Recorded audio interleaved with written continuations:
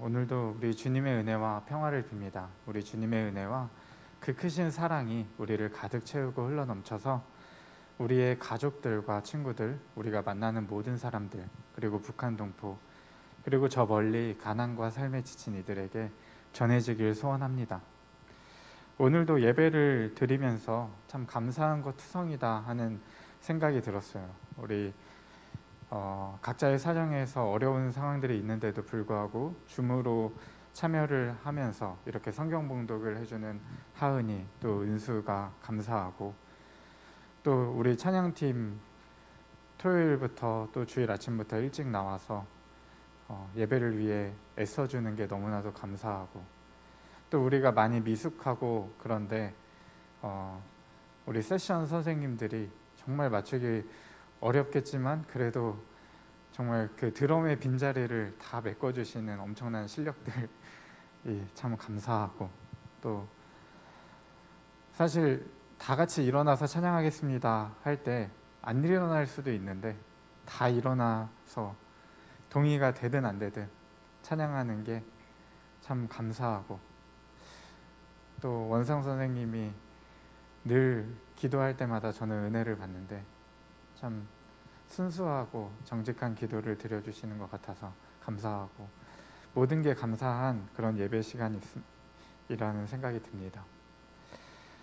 아이를 키우면서 저는 늘 조심하는 것 중에 하나가 경쟁심을 자극하는 말과 표현들이에요. 그게 잘못되었다라고 하는 것을 모르는 사람은 없을 거예요. 그런데 밥을 안 먹고 도망치는 아이를 끌어다 놓고 밥을 먹이려다 보면, 또 잠을 안 자고 도망치면서 놀려고 하는 아이를 재우려다 보면은 저도 모르게 가끔씩은 경쟁심을 자극하는 말들이 튀어나오곤 해요. 나는 빨리 먹고 놀 거다 라고 하는 말, 내가 이 자리에 누워야지 하는 그런 말, 이런 표현들로 저는 부끄럽게도 아이의 경쟁심을 자극하고 서열 문화에 아이를 노출시키곤 해요. 사실 이 문제는 우리가 의식하고 살아가야 하는 굉장히 뿌리 깊은 문제예요. 사람에게 등수를 매기고 등급을 정하는 사회를 우리가 살아가다 보니 나도 모르게 나의 위치를 누군가와 비교해서 발견하곤 해요. 그런 문화가 우리에게 스며들어 있어요. 이 문화가 잘못되었다라고 하는 것을 모르는 사람은 아무도 없을 거예요. 누군가에 비해서 못난 나 자신을 끊임없이 확인하면서 저 자신도 20대 초반엔 낮은 자존감을 갖기도 했었어요. 그것을 극복하는 데는 오랜 노력과 오랜 시간이 필요했어요. 그때의 저는 내면이 단단하지 못해서 누군가의 슬픔에는 쉽게 공감할 수 있으면서도 누군가의 기쁨에는 가끔은 진심으로 기뻐하지 못하고 마음이 꽁한 날들도 있었어요. 얼마 전에 초등학교 때부터 또 중고등학교를 다 같이 다녔던 엄청나게 친한 친구의 재취업 소식을 들었어요. 저는 그때 진심으로 기뻤어요. 뭔가 마음에 벅차오르는 충만함과 감동을 느꼈어요. 어린 시절부터 가족보다도 더 많은 시간을 함께했던 그 친구지만 때론 경쟁심을 느끼기도 했었고, 친구의 좋은 소식을 들으면 기분이 좋으면서도 때로는 비교의식을 갖기도 했었어요. 내가 더 좋은 성적을 받았을 때는 아무도 모르게 우월감 같은 것을 가진 적도 있었고, 또 제가 원하던 어떤 것을 그 친구가 성취했을 때는 내심 부러웠던 적도 있었어요. 부러워하는 마음보다도 이 진심으로 기뻐하는 마음을 품는 것이 가능해진 것은 시간이 흐른 것도 또 나이가 든 것도 영향을 미치긴 할 거예요. 그런데 저는 신앙이 그렇게 저를 지켜주고 있다라고 말하고 싶어요. 제가 가진 신앙은 지금 제가 어디쯤 와 있는지, 제 위치가 그 누군가를 이렇게 비교하면서 저의 위치를 확인하고 정하기보다는 하나님 앞에 저를 계속해서 세울 뿐이게 되었어요. 그리고 누군가를 바라볼 때면 여전히 쑥스러움과 부끄러움이 늘 있지만 주님께서 제게 그러셨듯이 다정한 친구로 다가가고 싶다라고 하는 마음을 품게 되곤 해요. 앞으로도 제가 살아가면서 마주하고 있는 문제에서는 때론 비교하고 그런 의식을 갖게 될 수도 있겠지만 그게 누구든 경쟁자가 아닌 친구로 여기면서 귀엽고 따뜻한 시선을 보내는 것을 하나님의 말씀은 신앙의 문제로 삼고 있어요. 바꾸어 말하면은 그 시선을 잃어버리는 것이 불신앙이 되는 것이죠. 다윗이 골리앗을 무너뜨린 것은 골리앗 앞에서 희망을 잃어버린 이스라엘에게 엄청난 사건이었어요. 그럼에도 자기 집안에서조차 주목을 받지 못했던 다윗이 사울의 눈에는 아직 들어오지 않았었어요. 사울이 다윗을 바라보게 한 것은 다윗이 승리했던, 다윗이 골리앗을 쓰러뜨렸던 그 전쟁터에서가 아니라 전쟁터에서 돌아오는 길에서였어요. 여인들이 나와서 돌아오는 왕을, 또 돌아오는 그 군대를 환영하는 노래를 하는데 노랫말이 이랬어요. 사울이 죽인 자는 천천히요, 다윗은 만만히로다. 이 노랫말은 다윗의 마음과 상관없이 다윗을 사울의 나라를 위협하는 인물로 만들어 버렸어요. 피라미드 꼭대기에는 한 자리밖에 없는데 사울은 이 적자생존의 논리에 따라서 다윗을 제거하지 않으면 자신이 뒤처지겠구나, 내가 죽겠구나 하는 생각을 품게 되었어요. 요나단의 따뜻한 시선과 대비되는 이 사울의 차가운 시선은 그때부터 시작되었어요. 다윗은 다음날 늘 그랬던 것처럼 사울 앞에서 손으로 수금을 탔어요. 그런데 사울이 갑자기 다윗을 향해서 창을 던졌어요. 2번이나 던졌지만 다윗은 가까스로 피했어요. 사울은 다윗의 존재가 두려워졌어요. 그래서 찾아낸 방법은 이 다윗을 사위로 삼는 것이었어요. 다행히 이 사울의 딸 미갈이 다윗을 좋아한다는 얘기를 듣게 되었어요. 문제는 사울의 마음이었죠. 사울은 딸에게도 다윗에게도 못할 짓을 했어요. 어떤 짓을 했냐면은 딸을 다윗에게 보내는데 그 목적이 다윗에게 올무가 되게 하는 것이었다라고 성경은 얘기하고 있어요.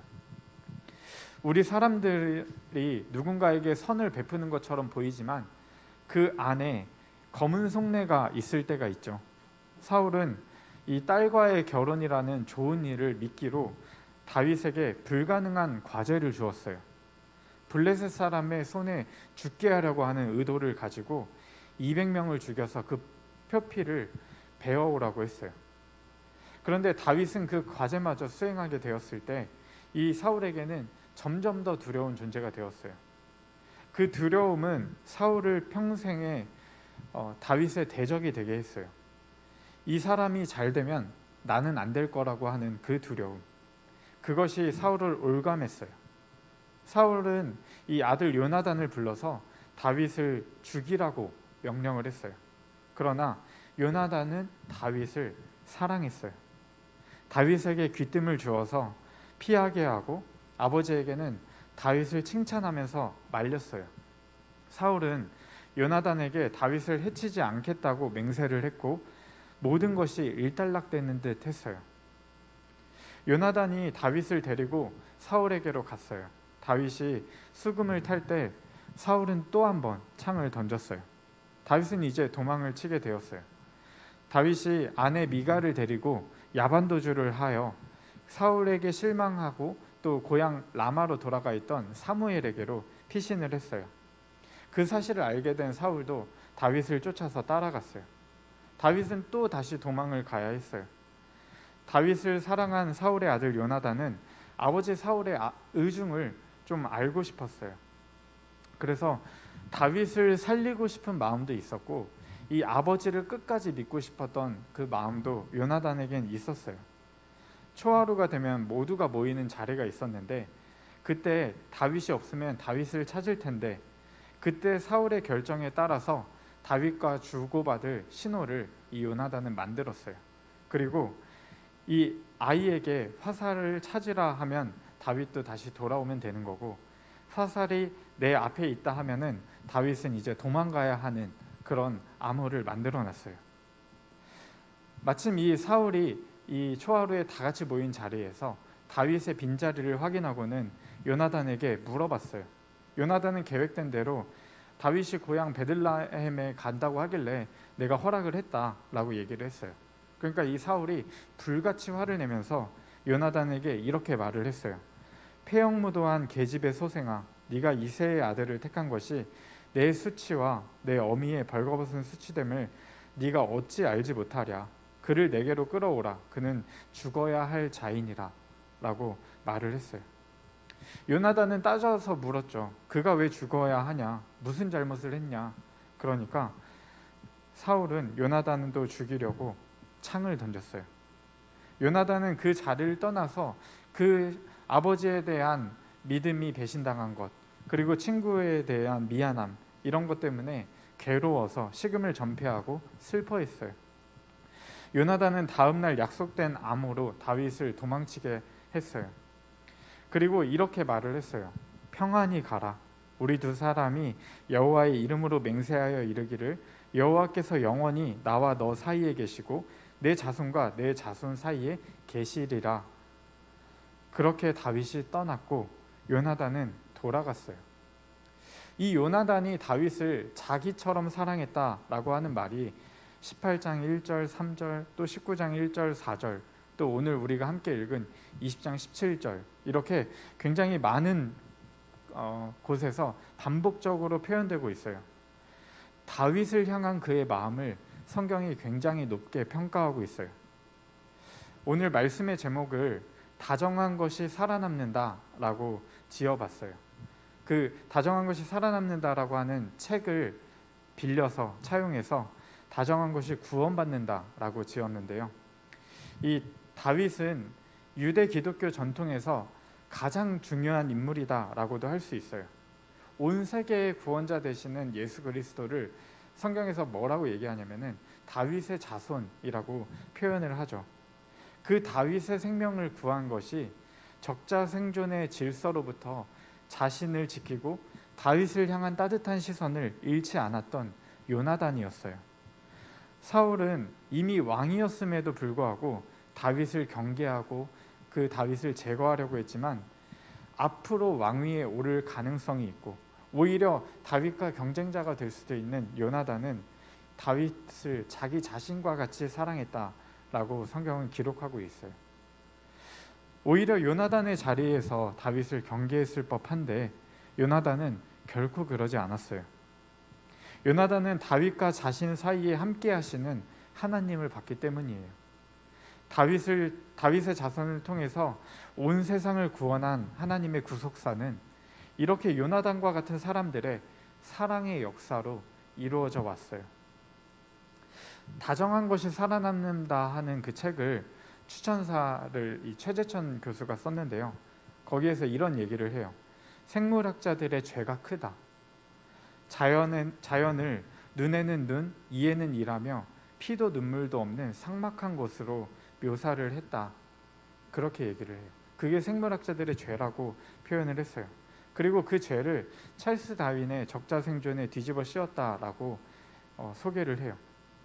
생존 투쟁에서 살아남는 방법이 오로지 주변 모두를 다 제압하고 자신이 최적자가 살아남기에 가장 적합한 사람이 되어야 한다라고 하는 그런 곳으로 자연을 표현을 했대요. 자연을 생태계를 그렇게 해석한 것이 죄라는 것에 깊은 공감을 느꼈어요.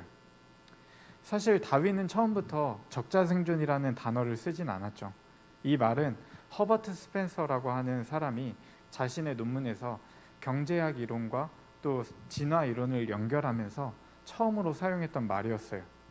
이 말은 더 우월한 사람이 살아남는다 하는 그런 오해를 낳았어요. 그리고 기업에서 구조조정이나 또 자유시장 경제에 대한 맹신이나 또 자연을 이 타 집단을 열등하다고 생각하게 되는 그런 근거가 되었어요. 근데 이 적자생존이라고 하는 생각은 사실 최악의 생존 전략이래요. 생물학자들의 눈에도 그렇대요. 한 연구에서는 가장 덩치 크고 가장 힘세고 가장 비열한 것이 다른 생물들에게 오히려 평생의 스트레스가 될 수 있다라고 하는 연구가 그 책에 나와요. 그리고 그 사회적 스트레스는 우리 몸에 비축된 에너지를 오히려 고갈시켜서 면역 체제를 약화시키고 결국 우리의 생존을 더욱 어렵게 만든다고 해요. 뿐만 아니라 누군가가 더 우월하다라고 하는 생각, 누군가가 더 열등하다라고 하는 생각은 우리 근현대사에서 수많은 사람들의 생명을 앗아갔어요. 20세기 초에 오스만 제국에서 아르메니아인 150만 명 정도를 학살한 아르메니안 제노사이드부터 시작해서 일제강점기 때 관동에서 대지진이 있었을 때 조선인들에게 말도 안 되는 그 자연재해의 원인을 뒤집어 씌워서 사람들의 생명을 앗아갔죠. 또 일제의 난징 대학살, 또 나치 독일의 홀로코스트, 또 1992년 비교적 최근에 있었던 그 보스니아 내전이 있었을 때 20만 명을 대학살하는 사건도 있었어요. 사울이 시달린 망령에 사람들이 시달리게 될 때 우리 인류가 겪은 비극이에요. 반면에 다정함은 아주 오래된 생존 전략이죠. 수백만 년 전에 떠다니던 그 박테리아로 존재하던 미토콘드리아가 더 큰 세포에 들어갔고 그 미토콘드리아의 더 큰 세포가 힘을 합쳤을 때 동물에게 힘을 공급하는 배터리가 되었다고 해요. 우리 몸도 얼마나 많은 미생물이 우리 안에 있어서 우리가 음식을 먹고 또 소화하고 비타민을 합성하고 또 장내 물질을 생성하게 되는 그 모든 일에 이 미생물과 협력 과정이 있는지 그 결과라고 얘기를 할 수 있죠. 우리가 과학을 통해서도 알 수 있지만 성경에서도 배울 수 있는 것은 하나님의 창조 원리도 그렇고 하나님의 구원의 원리도 그렇고 다정함을 담은 협력이 그 원리예요. 하나님은 아담에게 돕는 배필이라고 번역되어 있는 에제르 케네그도를 보내주셨어요. 혼자가 아니라 둘의 마주봄을 통해서 하나님은 하나님의 통치가 또 하나님의 구원이 이 땅에 임하게 하셨어요. 마주본 둘 사이에 임하는 하나님, 그 하나님을 잊은 사울은 혼자만의 자리를 지키고 싶어서 망령에 사로잡혀서 살았어요. 이 말씀을 대할 때마다 우리는 사울로 살 것인가 요나단으로 살 것인가 선택의 기로에 놓여요. 우리가 늘 그런 것은 아니겠죠. 때로는 사울처럼 마음을 품을 때도 있고 때로는 요나단처럼 왔다 갔다 할 수도 있어요. 그런데 적자생존의 논리가 착각이었던 것처럼 우리가 살아가는 이 세상을 볼 때 때로 우리가 착시현상을 갖게 돼서 사울의 마음을 품게 될 수도 있겠지만 그 끝을 보면은 악령에 사로잡히는 것이었어요. 하나님의 구원은 이 요나단과 다윗의 마주봄을 통해서 임했다라고 하는 사실을 우리가 기억할 필요가 있어요. 요나단의 다정함은 다윗을 살렸고 다윗을 살린 것은 요나단과 다윗도 상상할 수 없었겠지만 하나님의 구원의 역사가 되었어요. 사랑하는 고등부 여러분, 하나님이 우리에게 주신 사람들에게 기어코 최선을 다해서 따뜻한 시선을 보내시길 축복합니다. 주변 사람들을 통해서 여러분의 위치를 파악하기보다는 누군가의 잘됨을 진심으로 기뻐하고 또 누군가의 슬픔은 함께 슬퍼하고 위로하면서 하나님이 부어주시는 넉넉한 마음으로 구원의 역사에 동참하는 우리 모두가 되기를 축복합니다. 기도하겠습니다.